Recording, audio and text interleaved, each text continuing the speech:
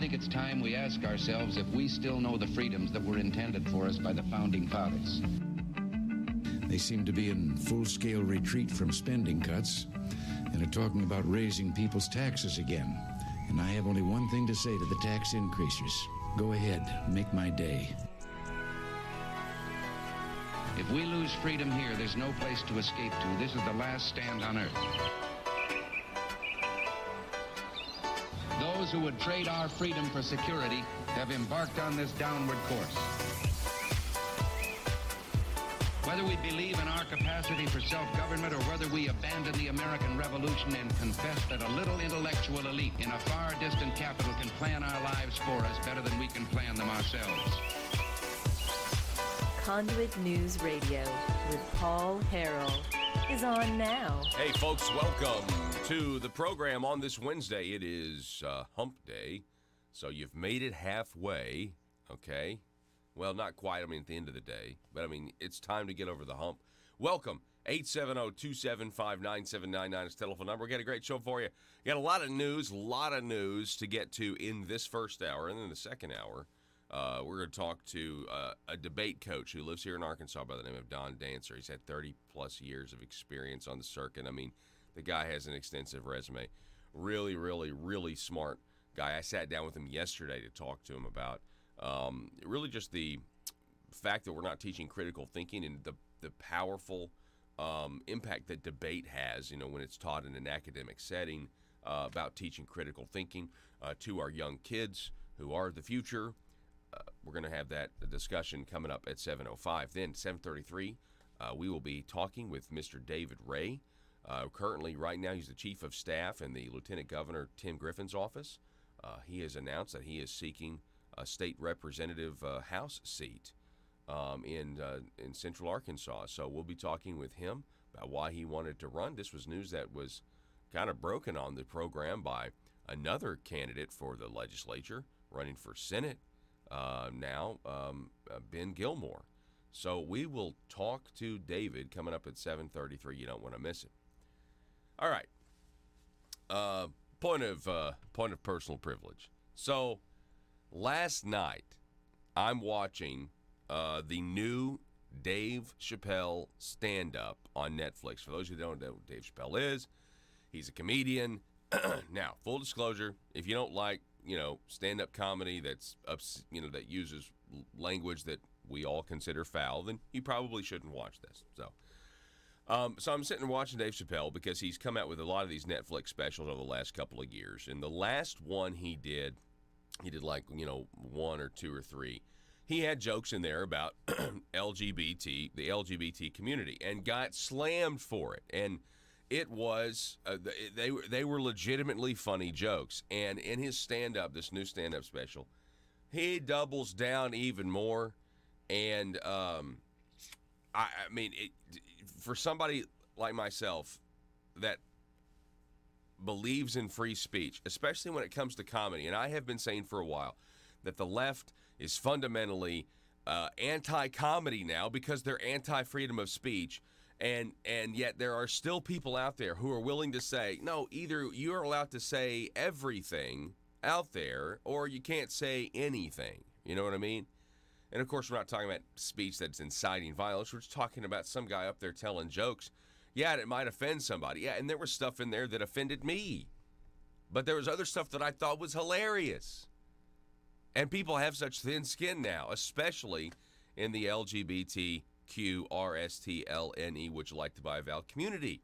So that was pretty funny. But here's the part where there was such a subtle way to teach people. And Dave Chappelle did this in his stand-up. And again, his new stand-up on Netflix on the abortion issue. Okay, I can't remember what launched him into the abortion topic, but it had something to do with what people on the left are doing. And because of that, the right now has, in Georgia, he was doing the set in Atlanta, the most strenuous pro-life laws or anti-abortion laws in the nation now. And by the way, he was doing it in Atlanta. It was a predominantly black African American audience, and they had so much fun, like I'm telling you, those LGBT jokes, it was so politically incorrect. The response from the audience, the laughter from the audience is considered politically incorrect. I mean, that's how crazy we are now. So he starts off this joke about abortion by saying that he fully supports the woman's right to choose. It is her choice. It is a choice that needs to be made between her and a medical doctor. Okay, that's what he said. But then he said, but if it's your choice, then it can also be the father's choice not to pay for the child. And that actually got people in the audience being like, like, oh, I don't know about that, Dave, da-da-da-da. And he was like, because if you can kill it, now keep in mind, a lot of people on the left don't think they're actually killing anything. But he said, if you can kill it, then at least I can abandon it. And everybody was like, okay, and they laughed about it. And he said, and if you disagree with my being able to abandon it, maybe we're both wrong. Now, keep in mind, and the way he did it was so subtle, because he said, I believe in the woman's right to choose. But does he really? Because it is a joke. And that right there is, as a matter of fact, what we're going to be talking about in an hour with Dawn. I mean, we talked about this idea of pointing out these massive inconsistencies in arguments and hypocrisies in arguments, and how sometimes people don't like it. Now, in the form of a joke, maybe they do. But if you take that argument to the left, no, absolutely, your father must pay, you owe child support, da-da-da-da-da, but it was your choice. And if you can make the choice legally to kill it, why can't I make the choice to not pay for it, to abandon it?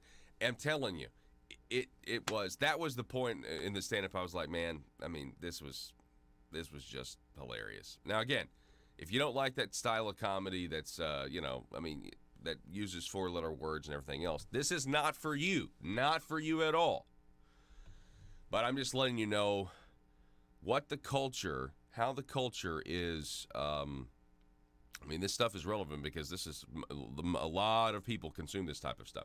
And in this kind, Dave Chappelle, he left like a $50 million contract, went to South Africa because he was, didn't want to be. There's a lot of conspiracies about why he left and everything else. But the bottom line is he is definitely counterculture from what you're supposed to say, and he's out there, being a comedian, which most famous comedians always said stuff that was, based in truth, but, you're not supposed to say that, you know what I mean? Or at least that's what comedy is now. All right, so, wanted to give you my 2 cents on that. Thought that was very interesting. 870-275-9799, telephone number. You can also sound off on Facebook, facebook.com/Conduit News. Real quick, across the pond, you have Prime Minister Boris Johnson is now asking the Queen today to shut down Parliament until 2 weeks before the October 31st Brexit deadline to try to stop some of these MPs from trying to stop a hard Brexit exit, or a hard Brexit, rather. And people are saying it's a bold move. Let's see here. Boris said he spoke to the Queen this morning to ask her to formally approve the idea.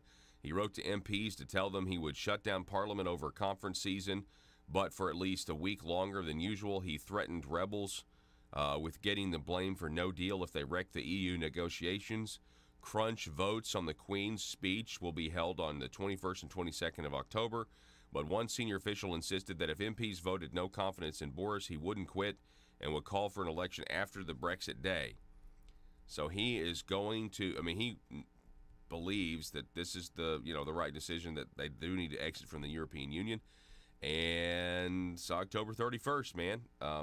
They were supposed to do this last year, right? Or wasn't it back in March? There was a hard date or something. Anyway, the elites do everything they can to try to stop the will of the people. They know what's better for the people, so they think. So that's a very interesting developing situation over there across the pond from an international perspective. Then we have this piece from the Daily Wire, Eric Quintanar. There's a college board, the university entrance exam that produces the SAT. They've now walked back its plan to assign a numeric adversity score to students' college application profiles, according to CBS News. The plan was designed to give college admissions officers an opportunity to view a student's academic accomplishment in the context of where they live and they learn, said the College Board spokesman. Factors that would have boosted a student's adversity score include a rigorous curriculum, local property values, percentage of students receiving discounted lunches, and the education level of the student's parents. Okay, so there you go. It's like affirmative action, but taking into account that movie Trading Spaces with Dan Aykroyd and Eddie Murphy. So it's like affirmative action, but like that. Nature versus nurture, if you will. So if you have what this fundamentally suggests is that if your parents have a college education, you're not going to have as high of a diversity score as people whose parents didn't have a college education. There's nothing more, what an anti-American policy that is. And it's rooted in the idea that somehow we have to hold people who are more fortunate back or push them down or put our thumb on them instead of doing everything we can to try to lift people up. I mean, that doesn't make any sense. I mean, the Democrats used to have kind of they kind of cornered the market on the idea of trying to help people out, but they were always trying, at least that's what you would think, they'd actually put out there, hey, we need to do everything we can to take, and maybe we got to take from the rich to do it, but we got to let the government needs to help pull these people out of their conditions, give them an opportunity. I mean, it's one thing to do that. Now the Democrats are saying, no, actually, because we are so obsessed with equality of outcome, this rising star over here, we need to actually just drive him by the ankle, just hold him here, and while the government then pulls somebody up and actually gives them a lead when it comes to being admitted into colleges. That is a crazy, crazy idea if you stop and think about it. But that's what it's rooted in. Can we show you this Twitter video real quick? This is just hilarious to me. For those of you watching the show, you'll get a kick out of this. Joe, throw up this Methods guy. He posted this of Bernie Sanders getting hit in the face with a punching bag. Watch this. What? And whoa! Look at that. Whoa, oh, whoa. You kind of feel sorry for the guy, right?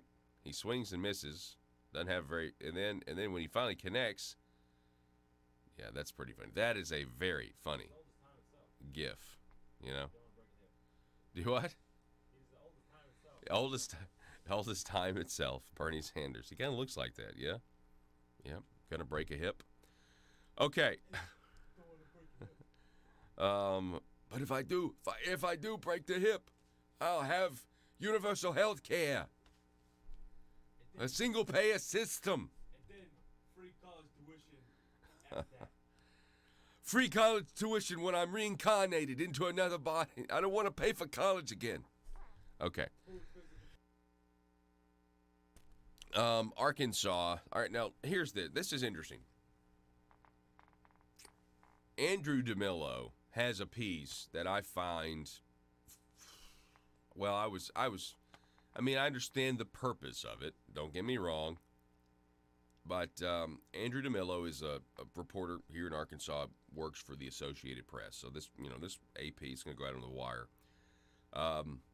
Arkansas, home to supremacist groups, weighs hate crimes laws. And so essentially, Arkansas doesn't have hate crime laws, and that's driving people. People are kind of upset about that. The Republicans that are interested in passing hate crime legislation here in Arkansas mainly do so because they are consistently trying to they're trying to court favor with the media, but they are adopting the media's narrative that Republicans are racist, therefore they must prove themselves not to be racist, right? meaning the media paints that Republicans, just because you're a Republican, you are automatically guilty of being a racist. This is the tendency. And so you say something like, Arkansas doesn't have hate crime legislation, where they charge somebody, they put somebody away for longer, they give you a harsher sentence for thinking something that's not illegal. But if you're thinking that thing, that's not illegal to think. But while you're thinking that thing, you do something violent against somebody because of this thing you're thinking.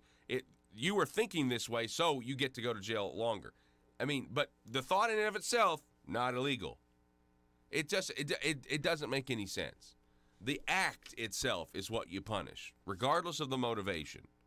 But there are people that don't want that. They want, and the idea that this deters anybody is ridiculous as well. So Republicans that support these hate crime laws, are putting them on the books, doing so, from a reactionary standpoint of a media report or somebody bringing it up, or a mass shooting that was based on white supremacism or racism or whatever. Or, quick, how can we get clicks? Quick, how can we divide Americans? You know what? Which states still haven't passed those hate crime? Arkansas is one of them. They haven't. Let's go get them, or let's go start that conversation. It's just a bunch of nonsense, okay? America, yes, are there racists? Yes, they're still racist. There's still people breaking news that have disagreements every day. But America elected a black president twice. America elected a black president twice that had the last name Hussein. America elected Barack Hussein Obama 7 years after Muslim terrorists, knocked down buildings. I mean, think about that for a second. And we're apparently as a nation, like bigoted, racist, like we're the most racist we've ever been if you listen to the people on the left now. And it's insane. It's absolutely crazy. Andrew DeMillo, throw this article up there. Well, actually, let's go to break, reset. I'll tell you about this here in a minute. Quote, nonetheless, Arkansas is one of only 4 states without a specific hate crimes law, declining over the years to follow the national trend for combating ethnic violence as it dealt with other priorities it considered more pressing. End quote. Back in a minute.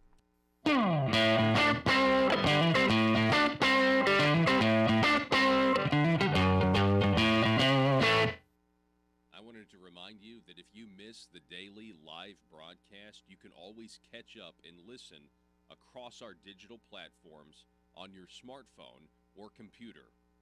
First, you can watch the show on Facebook. Just use your internet browser and type in facebook.com/Conduit News. From there, select videos on the left side of your screen. From there, you can watch the full 2-hour show each day or select specific interviews you want to watch. Another place you can watch the show is on YouTube. Just use your internet browser and type in youtube.com. Then, in the search bar, search for Conduit News. Select the Conduit News page as it appears. While here, be sure to hit the subscribe button and click the little bell to receive notifications when new videos are ready. From YouTube, you can also watch every live show daily and all the interviews I have with guests. More options are available at our website, conduitnews.com. Select Conduit News Radio with Paul Harrell tab. From here, you can watch each day's show live or watch old episodes and interviews. You can also catch audio-only versions of the show right here on this page of the website. For audio-only versions of the show, you have some options. For Apple iPhone users, simply use the podcast app and search Conduit News. Subscribe to the podcast and get each hour of the show automatically in your app daily. You can also download the SoundCloud app from your app store and search Conduit News to find our station. Conduit News is the intersection of conservative ideas and reality. And now you know. You've got many options to watch what we do, listen to what we do, and find out what government is doing in your name. Learn more at conduitnews.com. Welcome back, ladies and gentlemen. Thanks so much for being with us. We are in the home stretch here on this, what is today, Tuesday? Welcome back. We've got Jonesboro Alderman Bobby Long is with us. Bobby, how are you? Hello, Paul. Good to see you this morning. Yeah, absolutely. Glad to have you with us. So, first of all, you've got some big. Let's start with a great idea that you have had. For those of you who are listening, Jonesboro's got a special election for a sales tax, and it's coming up September the 10th. Sales tax increase.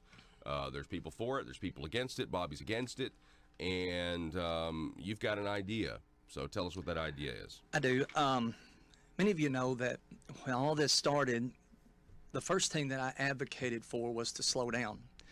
Second was the splitting of that 1% sales tax, because half of it was to go to fire, half of it goes to $110 million worth of stuff that I don't think that eventually we will be able to afford. The tax also. Conduit News Radio with Paul Harrell is building a liberty machine. Find out more at conduitnews.com. There's a picture painted here. Again, Andrew DeMillo, Associated Press, Arkansas, home to supremacist groups, weighs hate crime law. He writes that long before a mass shooting killed 22 people at a Walmart in Texas, the threat of white supremacy was well known to neighboring Arkansas, where extremist groups over the decades have made their home in the mountains and dense woods of the state's remote rural areas. Talks about the 1980s, the Covenant, the Sword, and the Arm of the Lord. That is the group that we were reminded of during campaign season that, now Governor Asa Hutchinson, then U.S. Attorney, faced down or tried, negotiated during the stand. There was a standoff, and he was part of the negotiations. It talks about how in Arkansas there is Knights of the Ku Klux Klan, a Christian identity group. There was an indictment of 54 people, and this is a good thing. In February, prosecutors in Little Rock unsealed indictments against 54 of the New Aryan Empire, a white supremacist group that began as a prison gang. Okay. So, the government is going after people for committing crimes, regardless of what group they're a part of. Nonetheless, Arkansas is only one of 4 states without a specific hate crime law, declining over the years to follow the national legal trend. How would a hate crime law, meaning harsher sentences if you commit a crime because of your mental state, how's that going to deter these misguided groups from forming? How does that deter them? But this is what's going on. Pressure is now mounting in Georgia and South Carolina, 2 other states without hate crime laws. Wyoming is the other holdout. So you've got Wyoming, Georgia, South Carolina, and Arkansas. If you look up these states that have, if you can look up the states that have passed these hate crime laws, stories about them, and they've been, in a lot of ways, they've been a disaster, because you're telling people, somebody commits one crime and they get a sentence. They commit the same crime, but because they were thinking something and they had a state of mind that was different than somebody just committing a crime, you get to go to jail for longer. It just doesn't make any sense from a legal standpoint. I don't see how that's equal protection under the law, right? If it neither picks my pocket nor breaks my leg, so, you steal money from somebody, okay. You got recourse there. You're injured in some way? Okay. Anyway, this article, and you can read the whole thing if you want, is there to essentially give Republicans an excuse that want to try to disprove something that's not true, that Republicans are racist because you're a Republican. So if you're not if you're not for the hate crime law, then now you're just proving the media's point. No, you need to reject it. Don't dance to the beat of the mainstream media when it comes to things like this. They think they're the DJ at this, no. You're the one that's been given power by the people. Set your own beat. That's what the president's certainly doing. Back in a moment.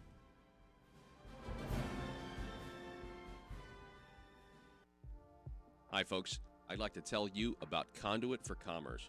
Conduit for Commerce is an Arkansas-focused nonprofit organization which receives no government funding. Its core beliefs are economic freedom, individual liberty, and limited government. Conduit for Commerce believes those principles are foundational to all individual freedoms and promotes these principles by educating Arkansans and your elected state officials concerning good government policies that will create a better life for all Arkansans. These traditional conservative values have proven throughout history to lift people from poverty, achieve individual desire, and assist in the pursuit of happiness. Conduit for Commerce operates on the basic belief that these principles and ideals of the American founding are worth conserving and renewing at each generation, especially today. Conduit for Commerce accomplishes this work only through the support and interaction of small businesses as well as individuals. Conduit for Commerce thrives from like-minded Arkansans' participation and partnership. It's only through the support of folks like you that Conduit for Commerce is able to be the conduit to the Arkansas State Capitol. Help us continue as Arkansas's primary small business policy entrepreneur through your financial support. Join us by visiting conduitforcommerce.org. Once you're at the site, click Support Our Cause at the top of your screen. Your one-time or monthly donation will directly impact Conduit for Commerce's mission to promote liberty and economic freedom in Arkansas. Together, we can build a liberty machine. That's conduitforcommerce.org. So sunsets in 12 years. The city of Jonesboro has had a history with sunset taxes. Back in 2010, the police and fire, public safety, was voted in a 0.5% sales tax. Well, it was only supposed to go for 4 years. So after 4 years, the tax December 31 of 2014, that tax expired. Okay. Now here we are less than 5 years later needing some more. So I didn't really like that issue. I didn't like tying public safety with amenities. That was one of the main things. I thought that people needed an opportunity to vote one or the other, both or neither. Right. But of course, with the Finance Committee, I asked for a vote, to split the ordinance. That did not happen. Then when it got to full council, I realized very quickly that the votes for that to happen were not there. Yeah. They weren't there. Yeah, there wasn't even an attempt, No. a reason to even make it.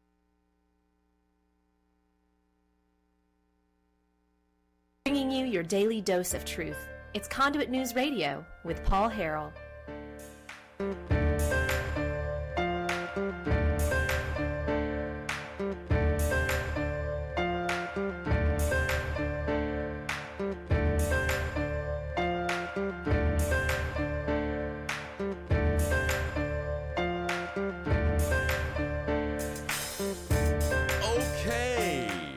Welcome back. THV11 is reporting that the vape shops across Arkansas, now vaping is something that the politicians see as another revenue stream. There's also a lot of fear-mongering about, you got kids, there's these stories about these kids hitting these vapes. They're getting these vapes when they're young, 14, 15, 16 years old, and they're loaded up with nicotine, and, people are talking about collapsing lungs and things like that. I'm saying there are these stories of, and you can do a lot more of the drug. You can ingest a lot more of the drug and everything else. So, people are, I think it's, listen, at some point, you have to just kind of back up and say, is the government really looking out for the people's safety, or are they really just wanting more tax revenue, right? Listen, I know high school principals and everything they're upset, but come on, it's newsflash. Kids are smoking tobacco or vaping tobacco or nicotine when they're not supposed to be. This is something that's been going on for a real long time. And I'm just, I'm done with it. I think also some of this comes back on the parents, right? Yeah, I know, kids go through rebellious stages and they go through rebellious streaks and everything. But ultimately, can we say that it's not the school's responsibility to keep your kids from smoking or doing drugs? It's not ultimately the school's responsibility. And that goes with a ton of responsibilities that are now cast on public schools when it comes to raising kids versus teaching kids. It's now we're trying to raise children, and that's just not. No, I mean, when it comes to raising kids, I mean, outside of like a biblical church community, it does not take a village, as Hillary Clinton said. So, the Arkansas listen to this. This is THV 11. After Arkansas legislator attempts to impose a 67% tax on e-cigarettes, vape shops offer a 2% tax. So the vape shops here have essentially been, it's a shakedown. It's like a mob operation, you know what I mean? And so, but at the same time, they see that the handwriting is on the wall, or the handwriting on the wall. They see it, and they're looking ahead, and they're like, I'd rather go ahead and give the government 2% than for them to come and try to do 67%. This was that, I believe this was that tax that was going to, with the earned income tax credit. This was proposed by Jim Hendren and a bunch of Democrats, and Republican Jim Hendren and a bunch of Democrats, and all of these vape shop owners who specifically, they came before the committee and they said, we are not Juul. That is not us. We're helping people to stop from smoking. We're, specifically formulating things, and, we're not Juul. We can control the nicotine and everything else. And if you put a 67% tax, you're going to put small vape shops out of business. Vape shops around Arkansas say they want to raise the sales tax on their products now because it might be the best way to save their businesses. Save their businesses from who? From politicians that are proposing 67% tax increases on them. So let's be clear. The reason why, what's the name? Arkansas Vape Advocacy Alliance. The reason why it's composed of some 160 member businesses around the state. The reason why they're now saying, well, we'll give you 2% is because they're scared of, they're scared of the shakedown that's coming. So they'd rather be protected. They're essentially, well, can we give somebody 2% to protect us from ridiculous ideas? The proposals in response to a bill last legislative session. Let's see here. So Scout Stubbs been on this program before. She's the owner of Dripper's Vape Shop. She said Monday, there's no way a 67% tax would nearly double the price of my products. Senate Bill 571, authored by Senate Majority Leader Jim Hendren, was one of several bills debated in 2019 that would have added taxes to vaping.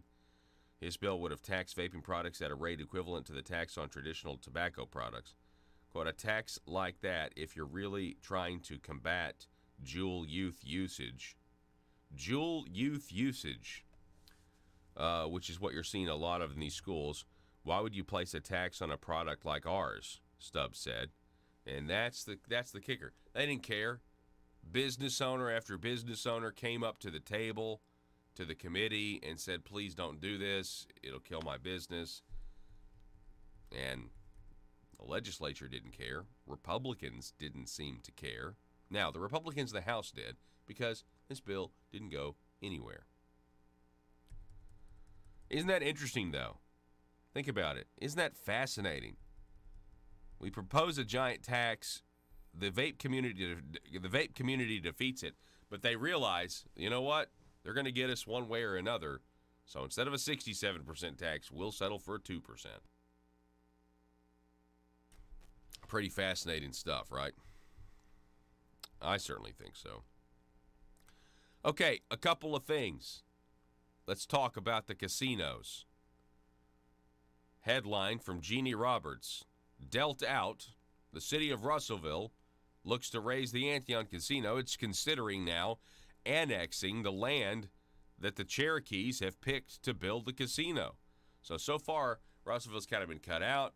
It's a county issue, and now the city is thinking of annexing the land.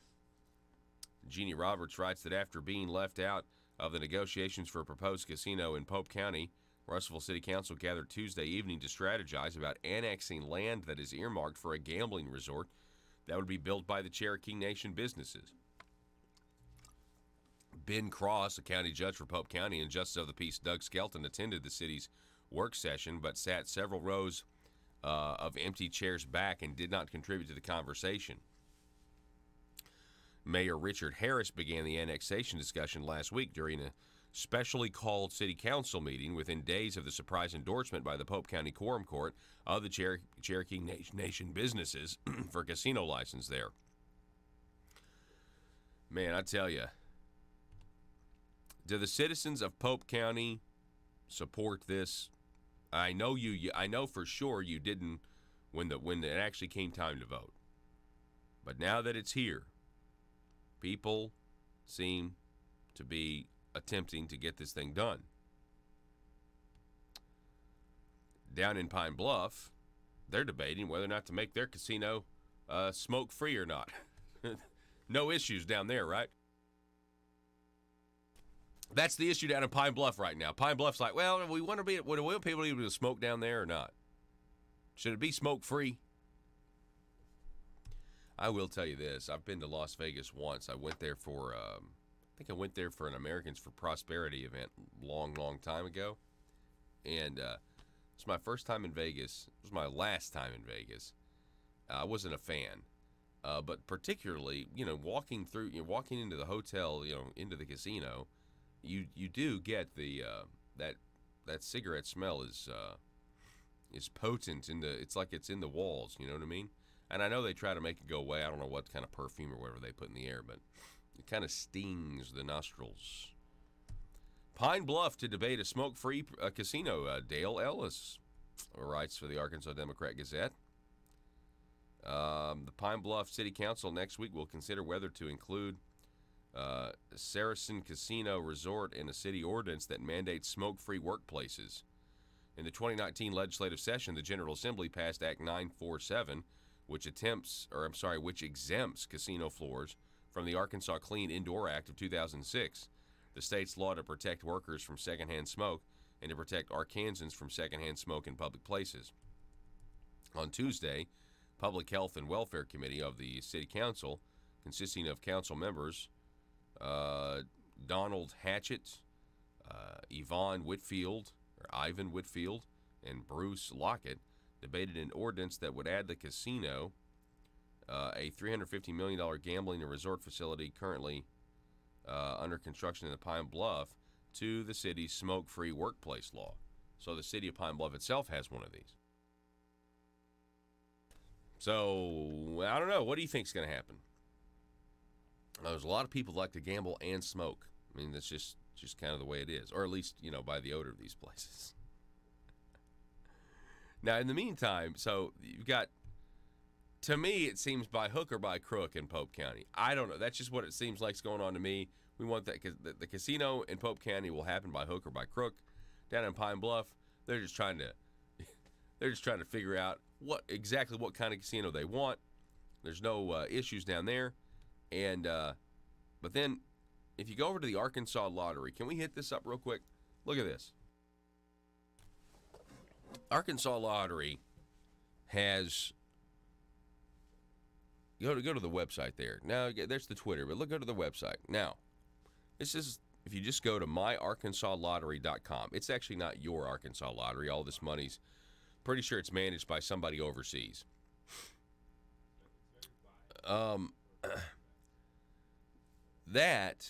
Those are a bunch of lottery tickets with the Razorback logo on them. Arkansas Scholarship Lottery, what is that? I don't know what that game's called, but it's scratch-off tickets with the Razorback logo on there. The University of Arkansas sports Razorback logo. Now, my question is, I would have one question of, are they licensing that image? I mean, how does that work there? Number one, okay.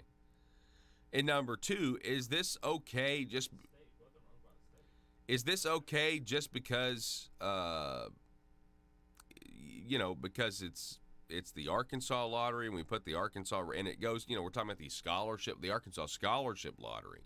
It's not just the Arkansas lottery, because that would just be, running numbers, which is exactly what the mob used to do and was illegal. Now the government does it and it's fine. But now, no, it's the scholarship lottery. We want to make sure that we give a little bit of the money that goes to scholarships that gets people to Arkansas universities. But I keep thinking of my friend David Colbert, who is very anti-lottery, anti-gambling, because it is a massive addiction problem. And I think about using an image that certainly the University of Arkansas promotes. The Arkansas Razorbacks upcoming football season starts, and it is an image that attracts young people, very much so, right? Like, how many young kids like the Razorbacks? How many young kids now see their favorite sports logo on a lottery ticket? I think there's something a little weird about that, don't you? Telephone number is 870-275-9799. Now, I found this story. Honestly, I found this story because there was a thread on a Arkansas State Red Wolf message board, because they're just upset that there's not a Red Wolf lottery ticket. But then I thought, I was reading the story and, point taken, but I was like, but why are we using our sports teams' logos at all on lottery tickets? Something weird about that. That doesn't make any sense. If you go to conduitnews.com, there's been a few articles added to that in the last couple of days. Here's one of them. When former state Senator Jeremy Hutchinson pled guilty to felony corruption charges, the general reaction of politicians was sadness for their friend. So where's the sadness for the public who have to endure the corruption and endure the passage of legislation that had its roots in corruption? Senator Hutchinson pled guilty of taking bribes disguised as retainer fees as an attorney from executives of Preferred Family Health Care and from an orthodontist. He also pled guilty of a felony stemming from converting campaign funds for personal use. Jeremy Hutchinson's corruption has been treated as if it was an isolated event, and as if now that he's gone, all is well in the legislature. Amazing how many isolated instances of corruption there are. Guilty pleas or convictions for corruption while in office since 2015 include Senators Paul Bookout, Hank Wilkins IV, Jake Files, John Woods, State Representative Mike Neal. And that doesn't even include a guilty plea by former state representative for conduct after leaving office, nor does it include guilty pleas or convictions of others involved in the legislator's schemes. All is isolated. All events are isolated. Nothing to see here. Speaking of isolated events, there have been a string of reported instances in which the conduct of a legislator was questioned as to whether the conduct should be considered unethical. Politicians are so unconcerned about a public backlash that no significant ethics legislation was passed this year. There were a couple of new laws passed with minor penalty changes. One of the two bills was a Trojan horse to blatantly grab campaign money for personal use, as long as the legislator can claim it is an expenditure of an office holder. Shame on them. Last year, the Senate adopted an ethics rule requiring some more financial disclosure, but it's just an internal rule. And apparently the Senate rule is so weak, the House of Representatives didn't bother adopting a similar rule. More importantly, the Senate and House avoided putting the additional disclosure requirements in the ethics law, where the Ethics Commission would have a role in conducting investigations and penalizing offenders. And what leadership has Governor Hutchinson given on ethics reform? As a former federal prosecutor and now chief executive officer of state government, what has he done? Nothing. Zero, zilch, nada. Jeremy Hutchinson's retainer fees were an open secret, but legislators remain silent. That is all but Senator Linda Collins, who in 2017 filed a bill to prohibit legislators who are attorneys or consultants from representing clients before the legislature. The Senate defeated the bill. Don't you think you should be telling your legislator on every occasion you are sick of them turning a blind eye to corruption and sick of weak ethics laws? Also, the fact that they're sad. Go to the next article. Sad or worried? Politicians express sadness that their former colleague, Jeremy Hutchinson, admitted to bribery schemes and diversion of campaign funds. But perhaps some were more worried than sad, worried that he would talk about others in an effort to get a lighter sentence. Looks like some politicians should be worried. The Democrat Gazette reported on legislative approval for its Bureau of Legislative Research to hire outside legal representation. Hiring outside counsel was requested because of the volume of FBI requests for information from legislative staff and interviews of staff. There's the quote from the Gazette. We covered this story. Bureau of Legislative Research Director Marty Garrity, in an interview, said her agency had been using in-house attorneys since cutting ties with the Little Rock firm earlier this year, but the volume and nature of requests from investigators had prompted her to ask again or seek again for outside counsel. She recalled the recent questioning of a Bureau attorney by investigators in which they asked Garrity and the Bureau's in-house legal counsel to leave the room. Quote, "They do continue to interview folks. It makes me nervous to have one of our Bureau employees being interviewed without representation." Garrity said that there have been times when law enforcement officials asked that neither she nor legal counsel, Jill Thayer, be in the meetings or discussions. Instead of leaving the staff member alone with the investigators, this just provides us additional protection for our staff, for our members, to ensure that there is someone at the table representing the interests of the legislature and the Bureau. Now, that's interesting, representing the interests of the legislature and the Bureau. Let me ask you this. If the FBI is investigating a corporation, and the FBI wants to interview employees of that corporation, does the corporation get to have an attorney in the room to protect the corporation? No, I don't think so. Maybe there's some circumstances, but does that make sense to you? What do you think? Was the corruption limited to just Senator Hutchinson and the other 5 legislators who pled guilty? I would like to know. Should we start asking the question, who's the first person at the Bureau of Legislative Research that'll get indicted? Or were there people at the Bureau of Legislative Research, attorneys there, who were intimidated by other lawmakers and told to remain silent about what they know? We're going to take a break. Back in a minute. I wanted to remind you that if you miss the daily live broadcast, you can always catch up and listen across our digital platforms on your smartphone or computer. First, you can watch the show on Facebook. Just use your internet browser and type in facebook.com/Conduit News. From there, select videos on the left side of your screen. From there, you can watch the full 2-hour show each day or select specific interviews you want to watch. Another place you can watch the show is on YouTube. Just use your internet browser and type in youtube.com. Then, in the search bar, search for Conduit News. Select the Conduit News page as it appears. While here, be sure to hit the subscribe button and click the little bell to receive notifications when new videos are ready. From YouTube, you can also watch every live show daily and all the interviews I have with guests.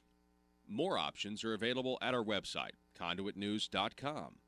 Select Conduit News Radio with Paul Harrell tab. From here, you can watch each day's show live or watch old episodes and interviews. You can also catch audio-only versions of the show right here on this page of the website. For audio-only versions of the show, you have some options. For Apple iPhone users, simply use the podcast app and search Conduit News. Subscribe to the podcast and get each hour of the show automatically in your app daily. You can also download the SoundCloud app from your app store and search Conduit News to find our station.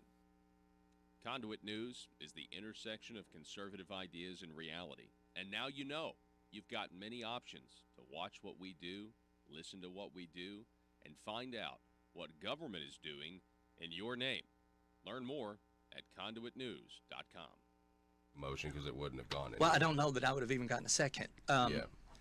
Because, you had some that said, that posed the question, why would we even split the tax? And then another posed the statement that if we change it, then it no longer becomes the people's ordinance, but it becomes the city's ordinance. So I just didn't even do it.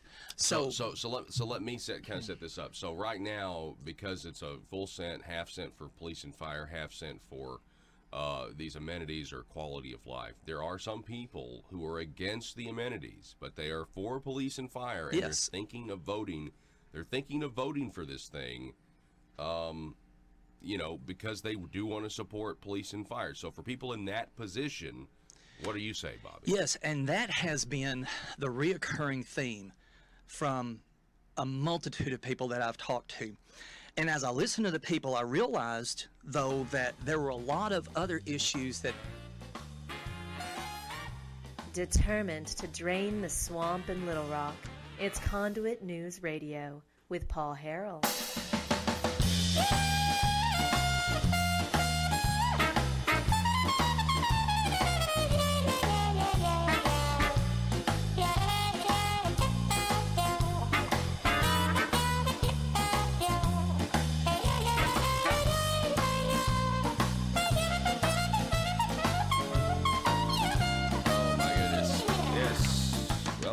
Welcome back, ladies and gentlemen. Well, we appreciate you being with us today. How in the world does that happen? How is it that the FBI wants to question the Arkansas Bureau of Legislative Research and the attorneys that work there, and yet the Bureau insists that that the Bureau has an attorney representing the interests of the legislature or the politicians and the Bureau? Why would the Bureau itself, the Bureau of Legislative Research, want to be looking out for their interests when the FBI is questioning their employees? That's like a red flag all the way to me. I know there are great people that work there, but I don't know what to believe anymore. In this same article, Senator Terry Rice said that seemed to think that it was a okay idea, because you never know if there's been legislators who have intimidated the attorneys at the Bureau of Legislative Research who, write the bills or, work on the bills, and maybe they're scared and that sort of thing. If that's the case, they need their own personal counsel, talking with the FBI. But, if representing the interests of the legislature and the Bureau, okay, and yet the FBI has asked them to leave the room so they can talk to the employee one-on-one before. What does that say? Why would the Bureau of Legislative Research be trying to protect the legislature from FBI inquiries or protect the interests of the legislature? The legislature has no interest except that which the people give it, because we're voting for these people. Something to think about. Folks, we got one more hour coming your way next. We're going to be talking with Northwest Arkansas debate coach, extensive resume, and we'll be talking with him. Don Dancer here in just a moment. Then David Ray, running for state representative, coming to be on the program at 7:33. You got one more hour left. Don't go anywhere.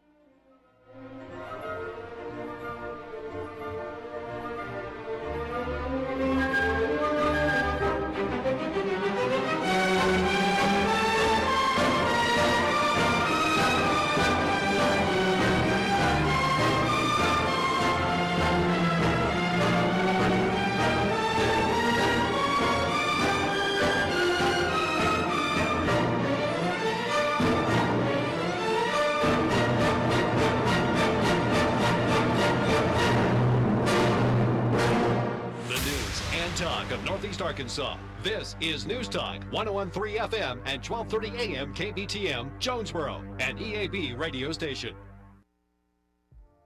Hi, folks. I'd like to tell you about Conduit for Commerce. Conduit for Commerce is an Arkansas-focused nonprofit organization which receives no government funding. Its core beliefs are economic freedom, individual liberty, and limited government. Conduit for Commerce believes those principles are foundational to all individual freedoms and promotes these principles by educating Arkansans and your elected state officials concerning good government policies that will create a better life for all Arkansans. These traditional conservative values have proven throughout history to lift people from poverty, achieve individual desire, and assist in the pursuit of happiness. Conduit for Commerce operates on the basic belief that these principles and ideals of the American founding are worth conserving and renewing at each generation, especially today. Conduit for Commerce accomplishes this work only through the support and interaction of small businesses as well as individuals. Conduit for Commerce thrives from like-minded Arkansans' participation and partnership. It's only through the support of folks like you that Conduit for Commerce is able to be the conduit to the Arkansas State Capitol. Help us continue as Arkansas's primary small business policy entrepreneur through your financial support. Join us by visiting conduitforcommerce.org. Once you're at the site, click Support Our Cause at the top of your screen. Your one-time or monthly donation will directly impact Conduit for Commerce's mission to promote liberty and economic freedom in Arkansas. Together, we can build a liberty machine. That's conduitforcommerce.org. This ordinance had that were not addressed. So what I did was I began to work on an ordinance of my own. And that's what I'm going to propose in a press release today, and you're the first one to hear about it. Okay. So this is the first time that I brought this out. My ordinance, though, if the current 1% sales tax fails September 10th, then I will propose my ordinance. It gives a people the true option. Matter of fact, it is a single issue ordinance, which means it is strictly for fire and police, nothing else, strictly for fire and police. The continuation of the tax is provisional. This is, I think, key because it provides more protection for the funding of the fire and police than they've ever had. What do I mean by that? Well, I propose 1/4 cent instead of a whole cent. That means right now the city gets 1% taxes. Now that rate will go to 1.25. It will take our total tax from 8.5 to 8.75 instead of from 8.5 to 9.5. I think a lot of people had issue with that as well. Right. So this tax does not have a sunset. It's a permanent tax as long as one provision remains constant. And here's the provision. Upon the fire and police budgets being the same or increasing over the prevailing budget years, if their budgets are reduced, the tax goes away beginning January of the following budget year.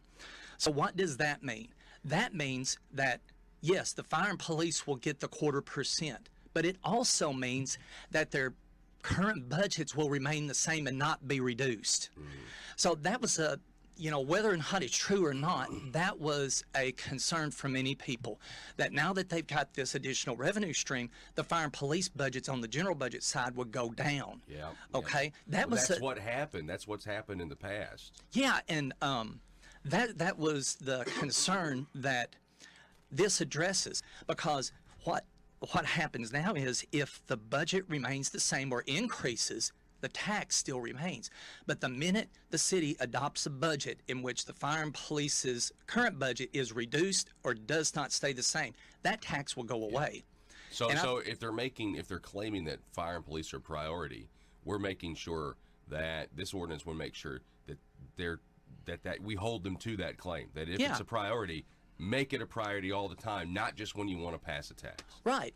And it just makes sense. You start thinking, well, can't we trust this person or that person to do that? And thinking, there's nothing wrong with a contract. What a contract does and what this provision does is it's not saying that people would do.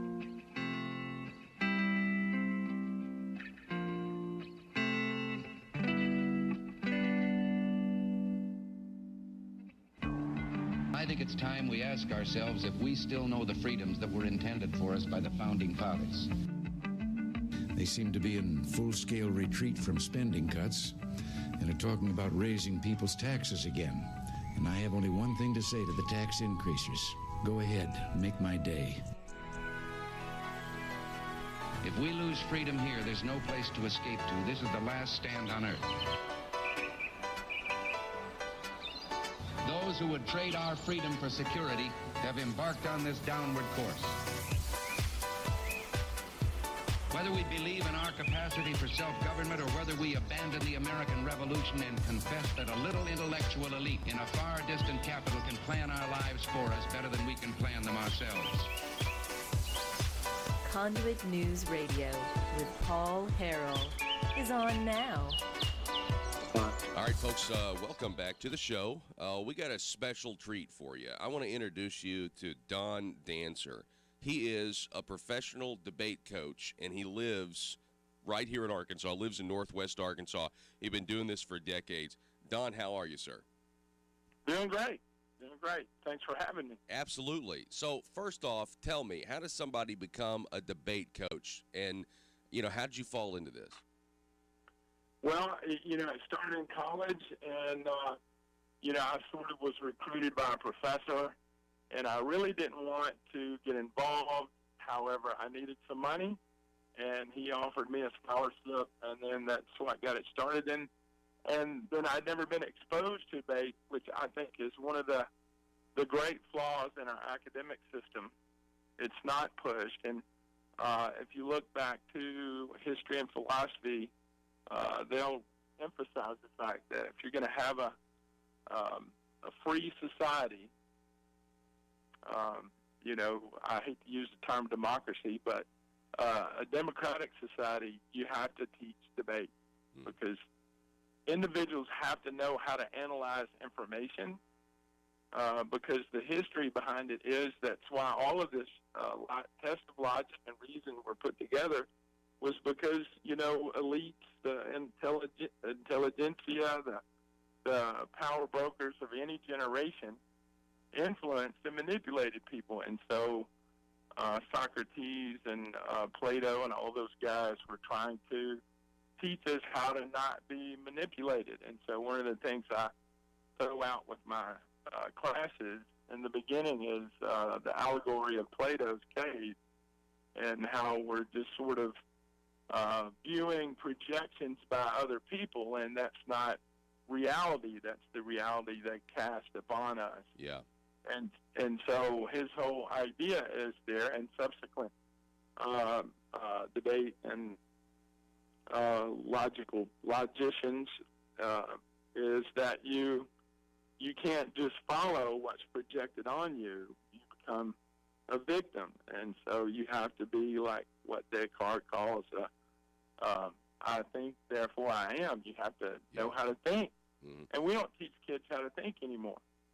So I got involved in it in college, and then I fell in love with it because it challenged me to think like nothing else before, and it taught me how to, analyze information in a way that nobody had ever explained to me. We're talking with Don Dancer, a professional debate coach. That's fascinating. I want to. There's so much to unpack there in the statement that you just made. Yeah. First of all, when it comes to Plato's cave, sometimes it can be hard to when you try to go back to the other, the people that are still in bondage and be like, hey, there's a whole other world. Sometimes they just don't even want to listen. They don't want to be free sometimes. And also address that, but also address this, Don, the fact that you said I hate to say the word or use the word democracy. Why is that? Well, I think that term, as with a lot of terms now, has been sort of tainted And so, there are multiple definitions of the term as people understand it. It's not universally understood as being the same thing.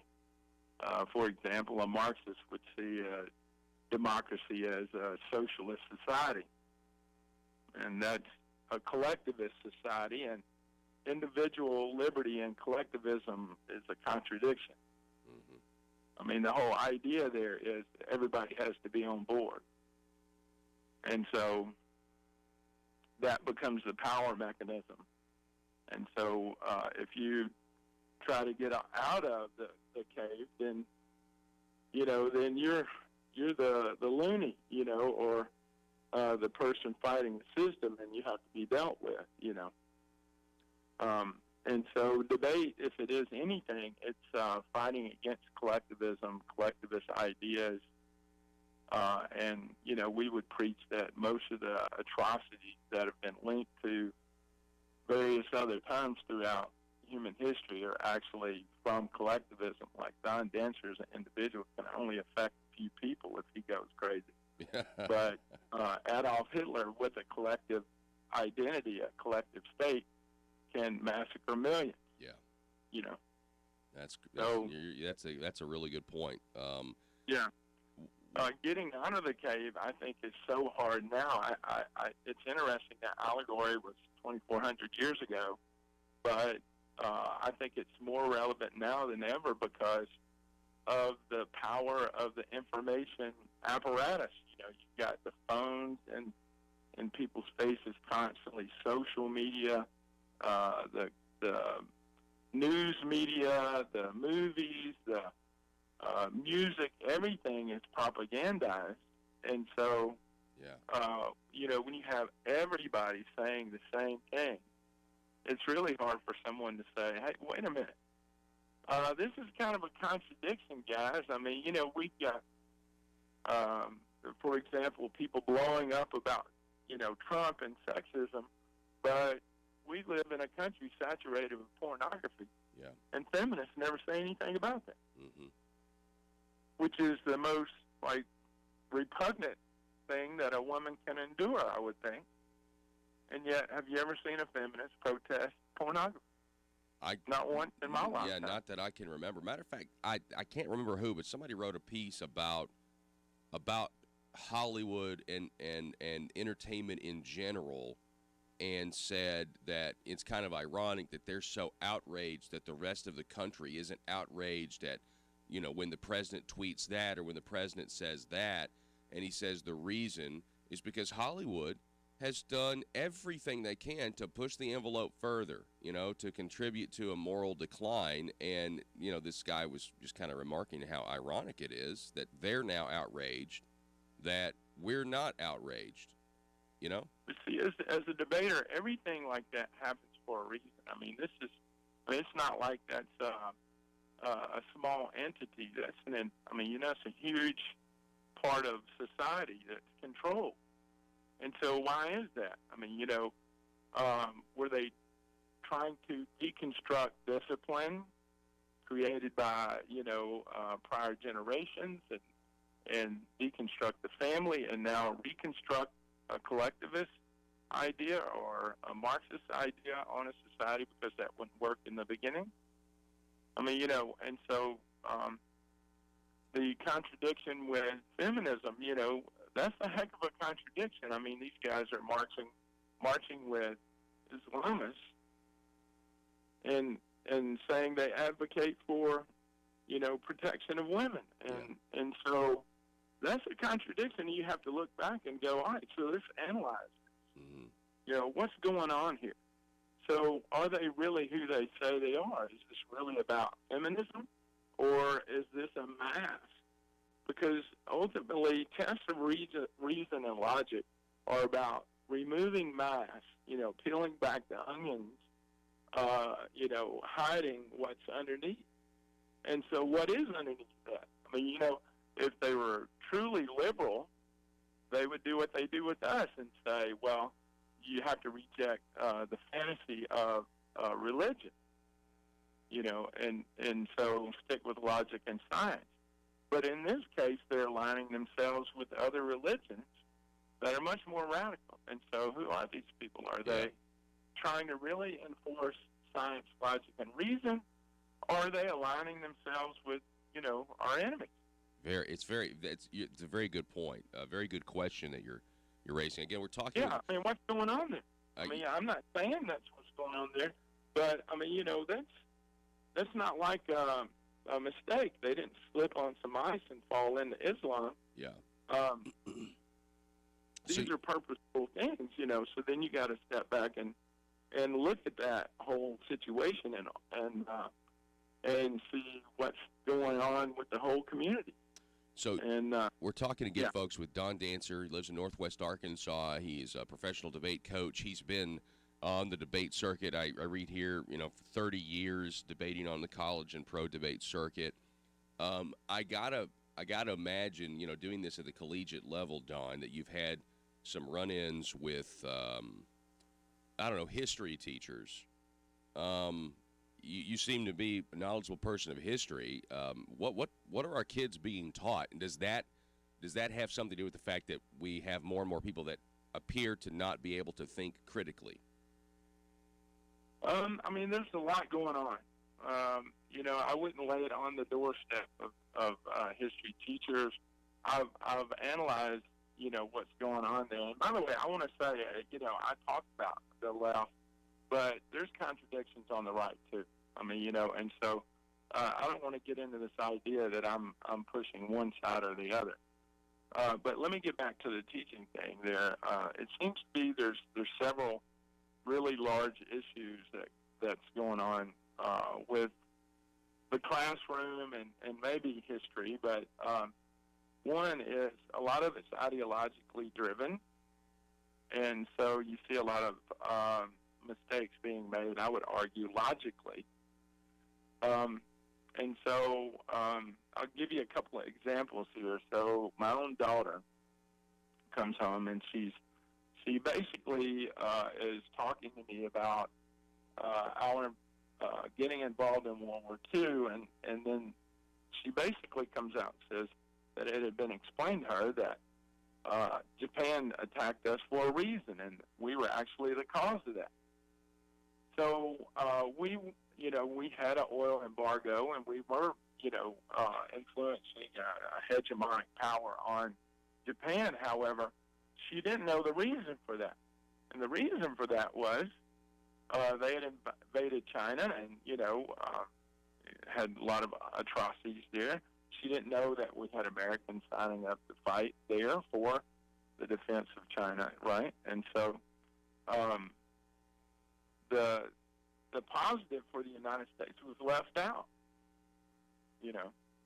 And then one of my favorite stories about this, I was judging a speech competition, and this young man who was actually, you could tell he was a brilliant kid, he gets up and gives a speech about why the United States should reject our current form of government and adopt the form of government of the Khmer Rouge and the People's Republic of Cambodia.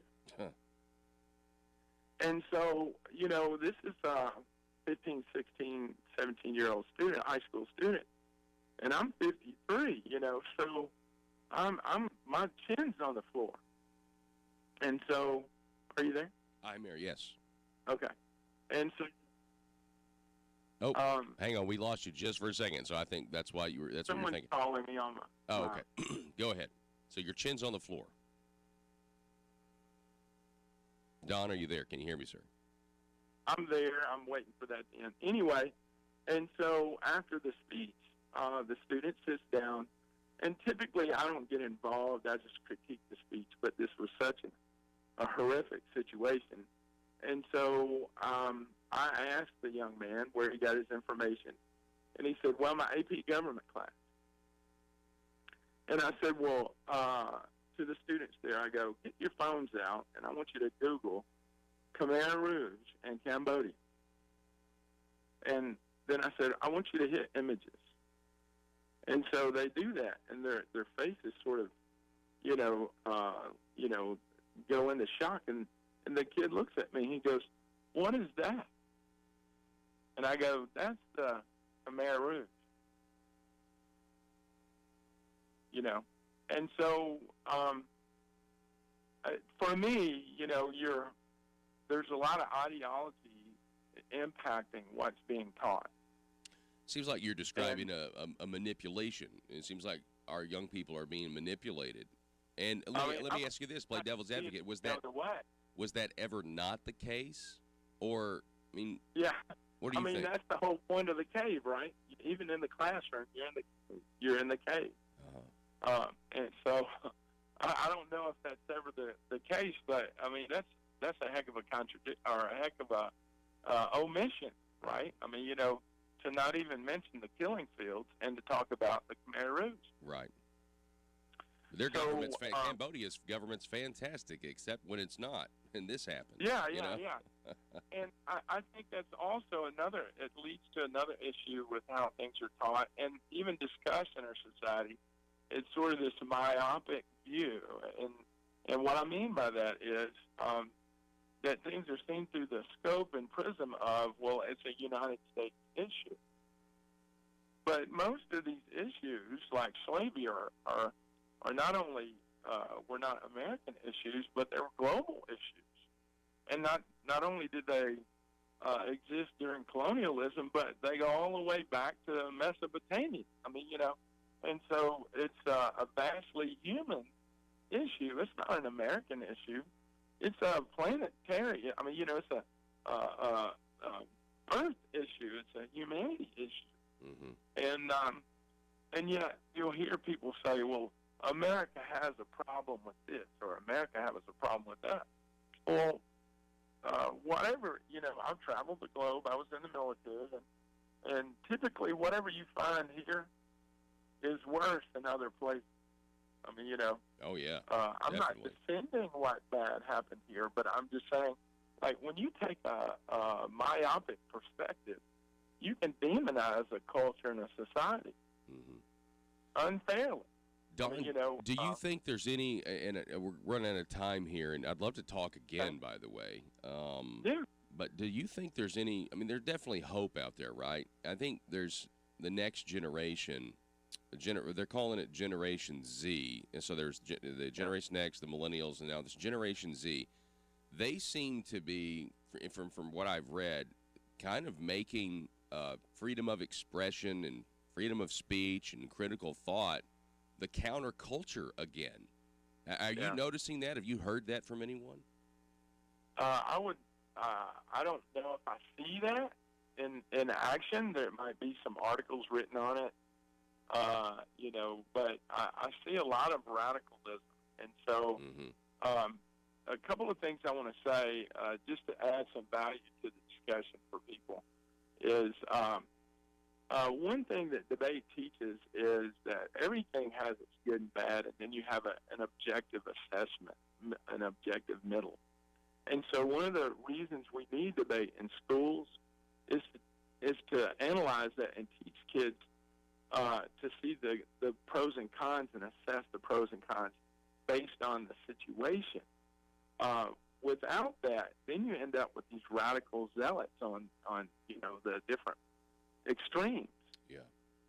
And so that should be taught. And then I have a couple of my favorite tests, okay? So I thought I would throw that out there so that people would learn from the situation. So one of my favorites is the test of exclusion.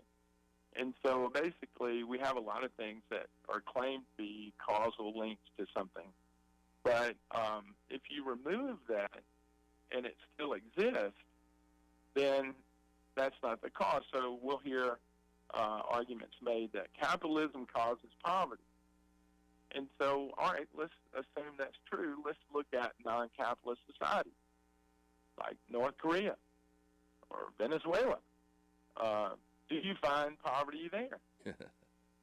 Well, yeah. Well, you find more poverty. So obviously the cause is not capitalism. The cause is you know, it's humanity and how we function, or something else. Something else. Yeah, something else. Try another hypothesis. You know. Yeah. I like that. Exactly. Yeah. And then contradictions. I love contradictions. So I talked earlier about feminism in a country with pornography, saturated with pornography. That's a huge contradiction, claiming to be science and then denying biology. Mm-hmm. I mean, when that happens, as a debater, that's not about. You're no longer valid, right? Yeah. So. Yeah. So now, but the cast that aside. Yeah, and I like that. Those are all tools that people need to hear because right now, they're not using them, and when they get pointed out that they are contradictory, they're now just wanting to go all Marxist and silence the opposition and turn violent in some cases. So this is the mindset of collectivism. You have to understand that becomes so entrenched that whenever you contradict the intelligentsia, and that's the idea. You've got these brilliant people that understand everything, and we don't have rights or wrongs or concretes, but we're just going to listen to these people, and they're going to tell us the right thing to do, because they're college professors or, whatever, they've done the research. And then you start noticing these contradictions. So, for example, I'm just kind of drawing out of the ether here, but so homosexuals can't change, how they function, but every other sexuality is fluid. And then it's not your biology doesn't determine your sexuality, and your cognitive doesn't determine your sexuality. It's your spirit. So now the left is into spirituality, and so God is now pre-programming people prior to birth, and that can't be changed. Right, but then there's also an atheism. Yeah, God doesn't exist. Yeah. It's contradiction, dude. And then people just ingest that, and then when you bring it up, it's like you're the bad guy. Yeah, you're the bad guy because you're trying to get people to come in full circle. You're trying to tell people to stop staring at a cave wall, looking at shadows, and instead come out of the cave with me. Yeah, I love it, Don Dancer. I appreciate it. I want to have you on again soon, and I really do. I appreciate you spending some time with us this morning. Hey, listen, loved it, and anytime. All righty. Thank you. Appreciate it, Don. Thank you. All right. We'll be back in just a moment, folks.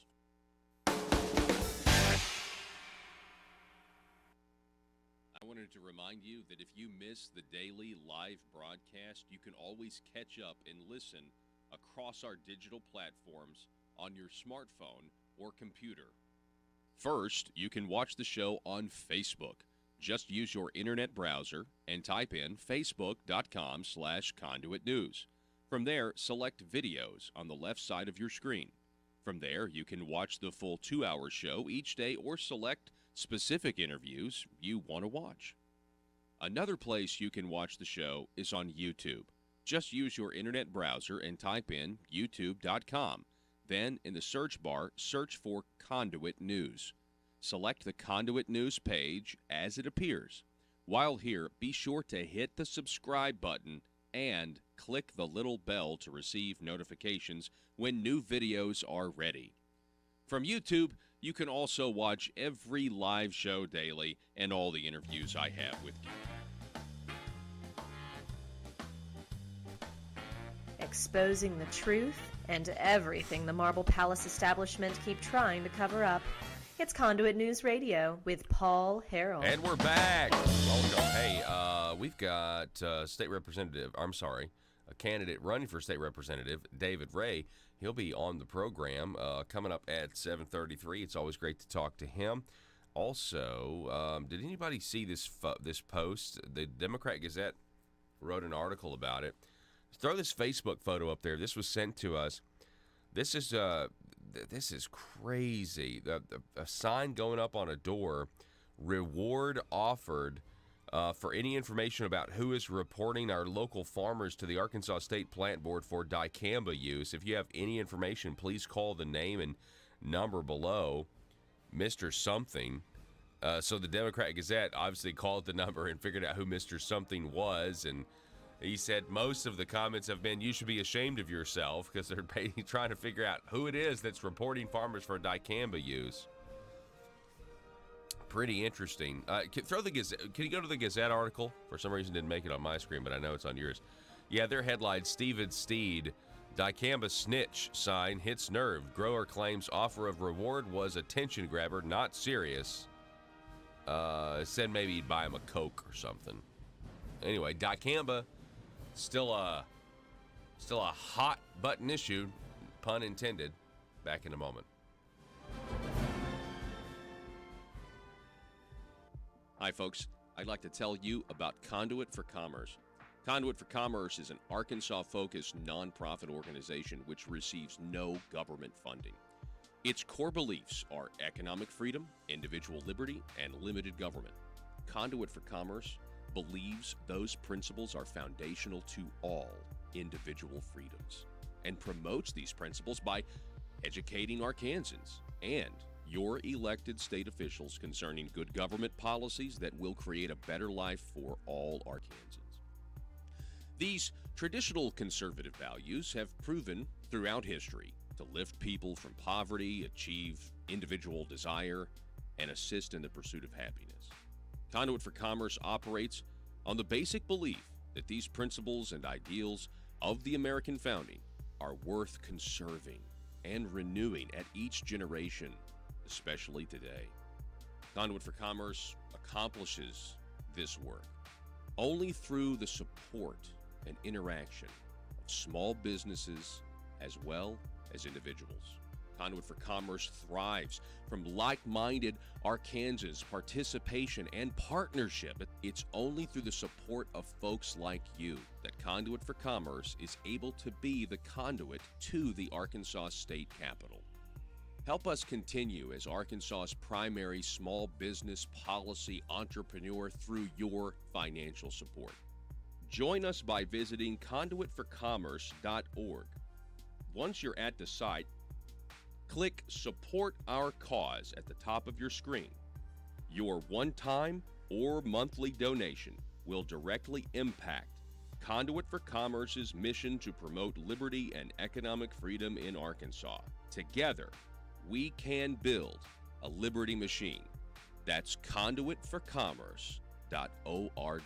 Anything erroneously bad. What it's saying is it just sets forth guidelines to where we can trust one another, to where we can go about it and we can maintain a level of trust.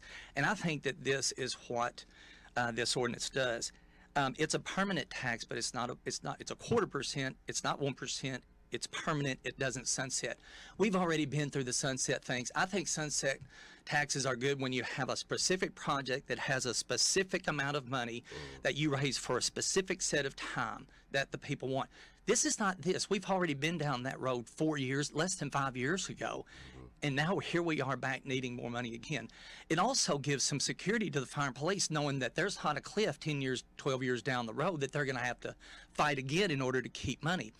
Of course, it's lower than the 0.5% that they would get, but there's a probability that it will be a long-term type of deal, and you can set, you can start looking long-term instead of short-term. And sales tax revenues increase. Yeah.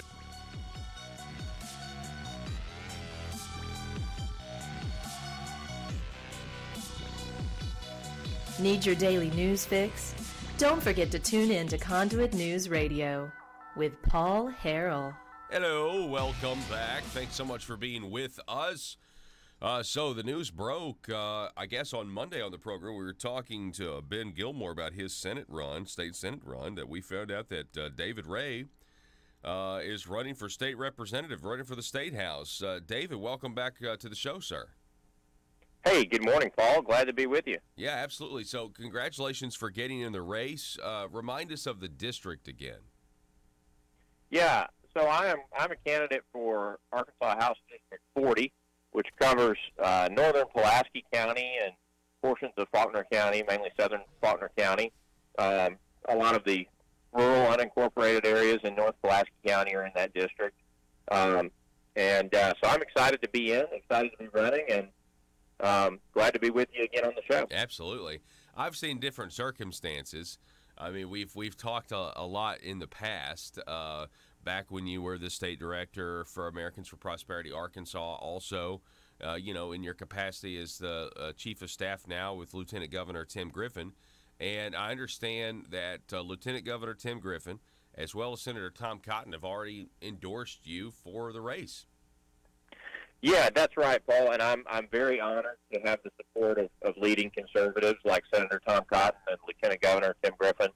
The way I look at it is the people that we trust me to be a leader in the state House of Representatives in the fight for limited government, for lower taxes, and for Arkansas values. I'm extremely honored to have their support, and that's why I'm running, is because I want to do my part to be a leader in that arena and help defend our God-given liberties and fight for limited government. Those are the things I believe in. That's how I got involved in politics many years ago, and that's why I do what I do today. Yeah, obviously, I mean, as being at the Capitol now, also your previous experience, your resume, you definitely know how the process works. Taking an idea, into a bill, into committees, and that sort of thing. That's got to be helpful, right? And understanding how the process works down there. Yeah, I think so, Paul. And here's the deal.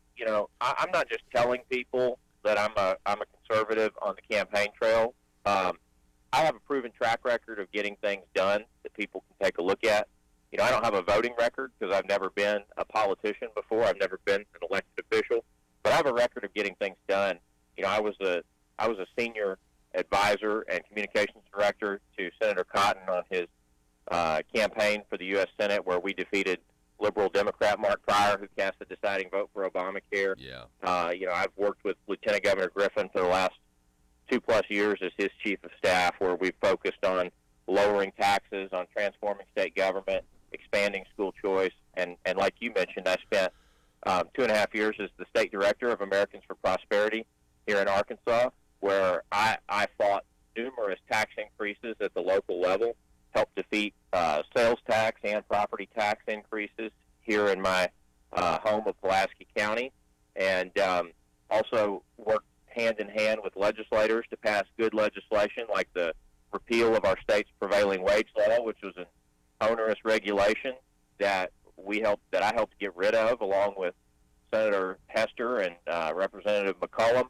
and that's a burdensome regulation that is now gone and saving the taxpayers hundreds of thousands, if not millions of dollars a year.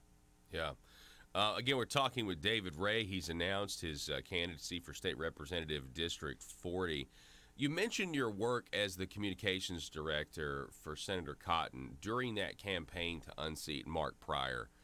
And I want to bring that up specifically just to say that was part of this this giant transition that we've seen in Arkansas, ever since Barack Obama was elected in 2008. And seeing Arkansas go from a blue state and seeing all these local districts fall, seeing Senator Bozeman defeat Blanche Lincoln, and it really seemed like Senator Cotton getting rid of Mark Pryor and his Democrat loyalties, what the Democrat Party stands for, being firmly rejected.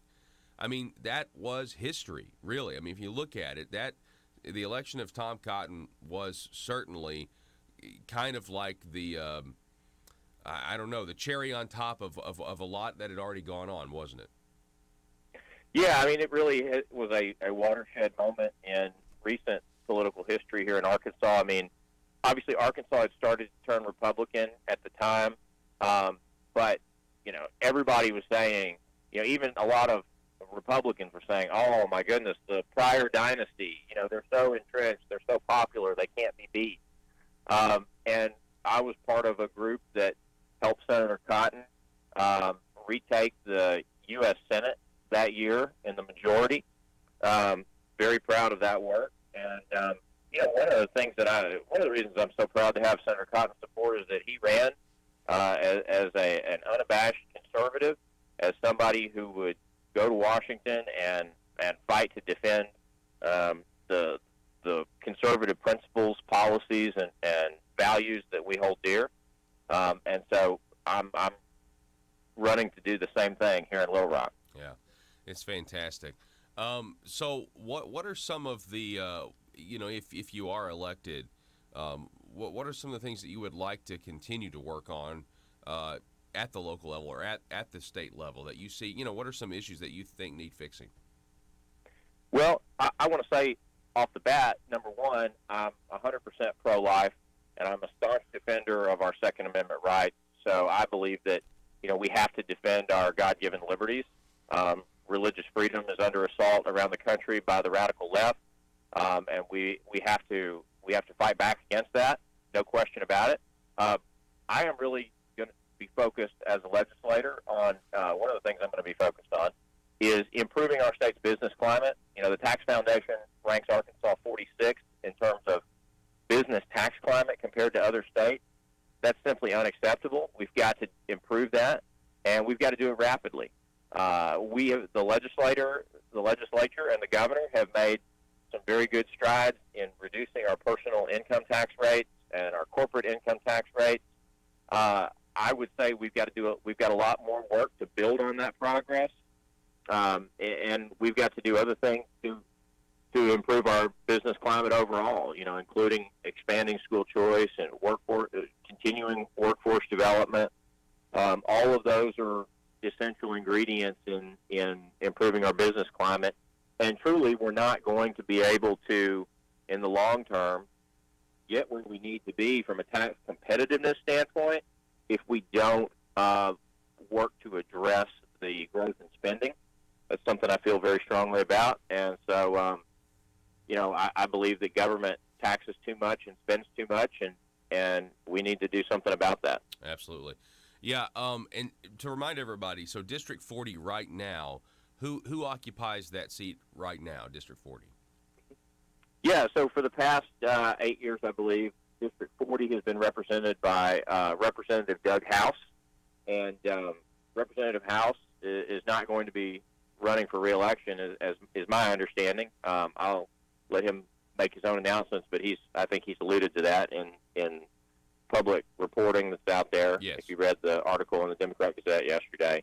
But so I anticipate this being an open seat, and obviously have to get through the primary first. But with the support of your listeners and great folks here in North Pulaski and Southern Faulkner counties, I hope to represent them in Little Rock and earn their trust. Absolutely. Well, David, my friend, I just want to say congratulations for throwing your hat in the ring. I'm really glad that you've decided to do this, and I know it's something that you talked over with your family, your wife, and your daughter. By the way, how old's your daughter now? Because I think my daughter and your daughter are like this, almost the same age. Yeah, so my daughter just turned 2. Okay. So it's a lot of fun at my house these days. There's toys all over the floor.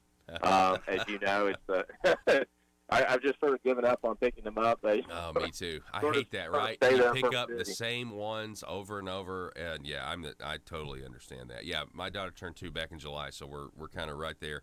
Well, David, I appreciate it, sir. I mean, and the website is rayforarkansas.com. If folks want to go on there and contribute, find me on Facebook, on Twitter, and I'm proud to have everyone's support. All right, Ray4Arkansas.com. Mr. David Ray, we appreciate it, sir. Thank you. Oh, it's FOR, not the number. Oh, it is not the number. Okay, sorry. Ray4Arkansas, FOR, Ray4Arkansas.com. All right, thank you for that correction, David. We appreciate Thanks, Paul. it. All right, man. Have a good one. Folks, 870-275-9799 is the telephone number if you want to contribute to the conversation today. You can also follow David on Twitter. I believe it's, at David Ray. Just seen this latest tweet about day number 2 on the campaign trail. So, again, if you want to go to that, that's Ray for Arkansas, FOR, Ray4Arkansas.com. In other news, this is kind of announcement season. The Northwest Arkansas Democrat Gazette reporting that, Kendon Underwood will run again for the District 90 state representative seat. He came within 3 votes of beating incumbent Representative Jana De La Rosa in the 2018 Republican primary. Quote, "I was hopeful she would change her voting record, but she hasn't," Underwood said Tuesday.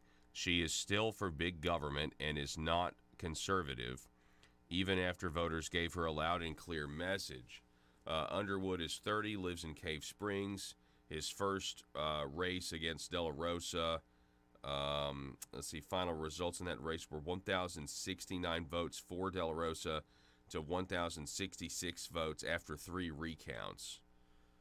So that's District 90 is in Rogers. Then we have a Democrat announcing, again, Doug Thompson. Lou Reed Sharp, a retired nurse and co-founder of Circle of Life Hospice, is running again for the State House District 80 seat as a Democrat. The seat is currently held by State Representative Charlene Fight, a Republican from Van Buren, who announced her re-election bid. District 80 stretches along the Oklahoma border from Van Buren to Tontitown. Is that how you say that, Tontitown? Yeah, okay. So, my apologies if I messed up the pronunciation on that. So that's interesting. Also, I think we also had another one. Hang on one second. Yeah, yesterday, a Springfield Democrat announced that he would run. A guy by the name of Holly Woods of Springdale announced she plans, a woman by the name of Holly, Hawley, Holly Woods of Springdale announced she would run as a Democrat for the State House of Representatives District 88. Now that seat is currently held by State Representative Clint Penzo, a Republican, and a Republican with a very conservative voting record. He was one of received a Conduit for Commerce Calvin Coolidge Award. So we have a Democrat running against Clint Penzo. You know, you got to feel like, especially up there in Northwest Arkansas, when you have some, what feels like, especially back in 2018, feels like a very heavy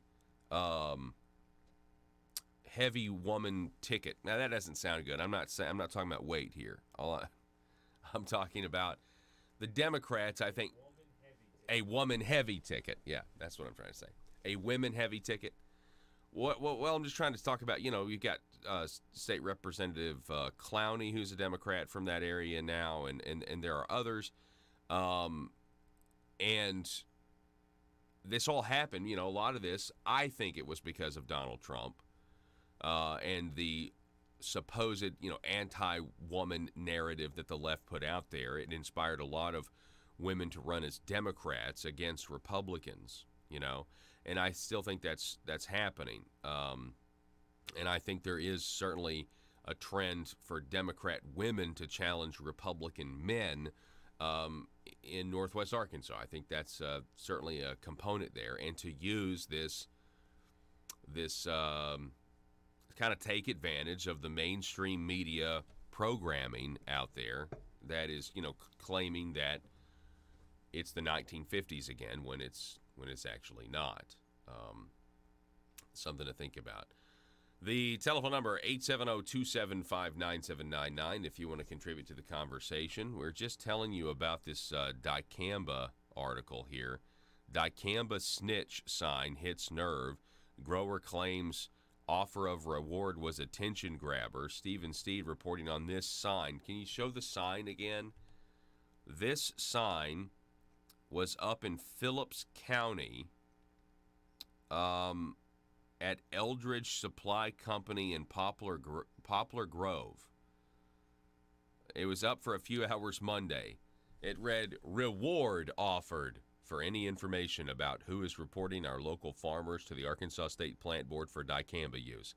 If you have any information, please call the name and number below.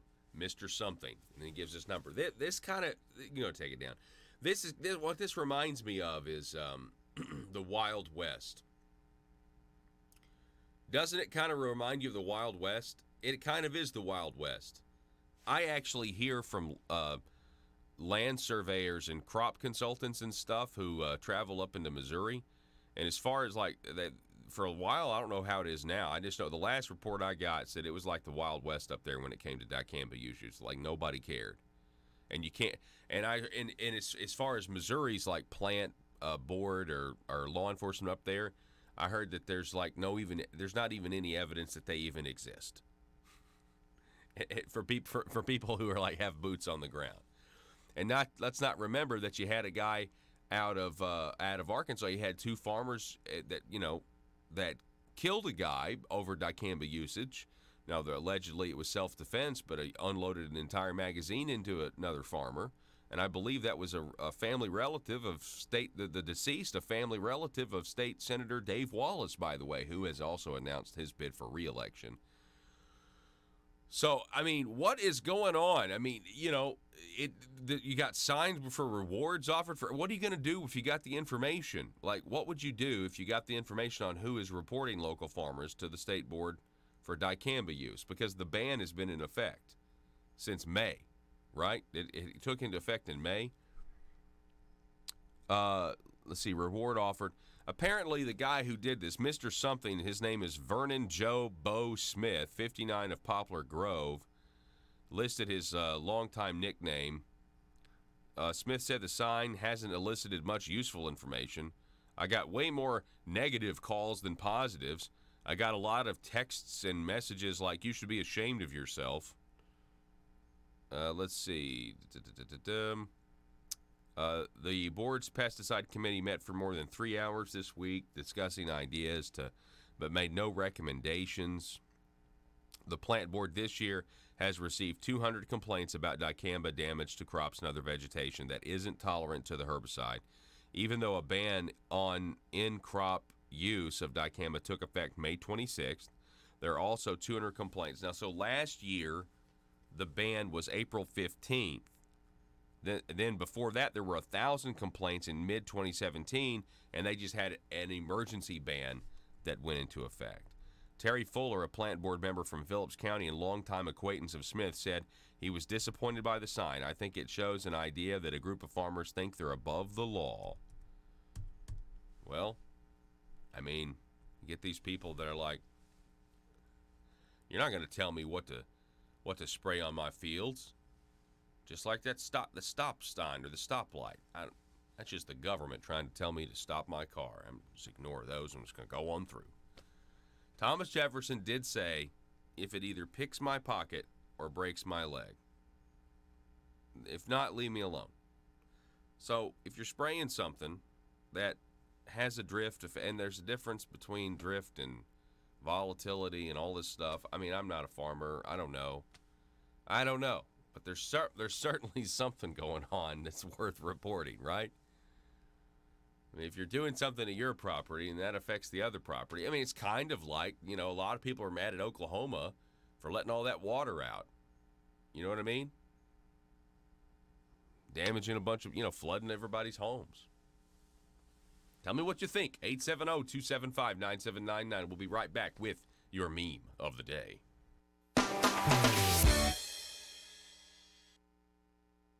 I wanted to remind you that if you miss the daily live broadcast, you can always catch up and listen across our digital platforms on your smartphone or computer.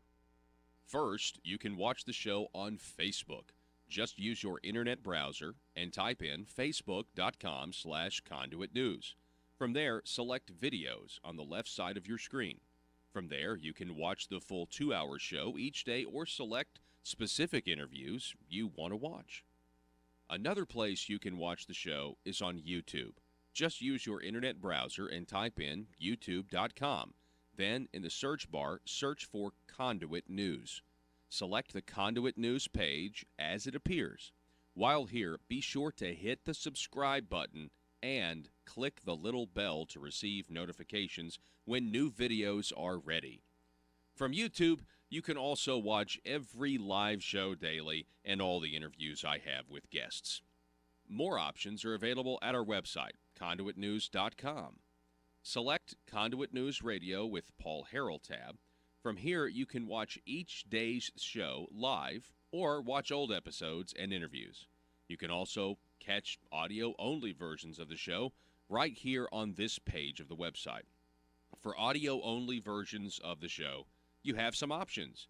For Apple iPhone users, simply use the podcast app and search Conduit News. Subscribe to the podcast and get each hour of the show automatically in your app daily.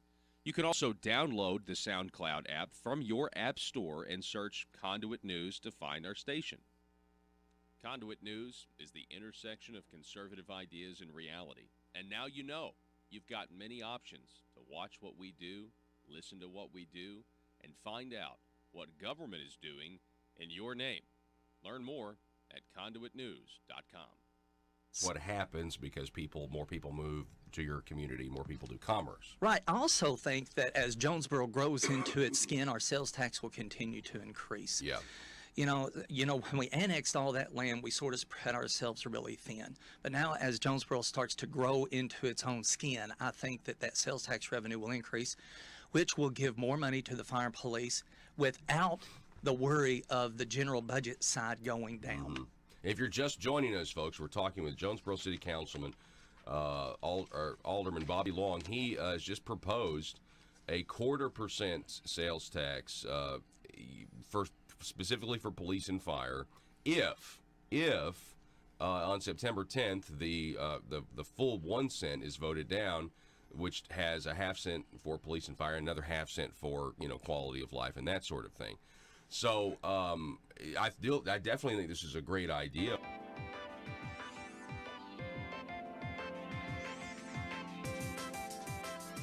Conduit News Radio with Paul Harrell is building a liberty machine. Find out more at conduitnews.com.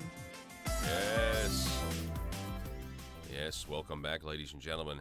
Okay, so as we're winding things down, I'm going to be taking a little time off. I'll be back on the air a week from today, okay?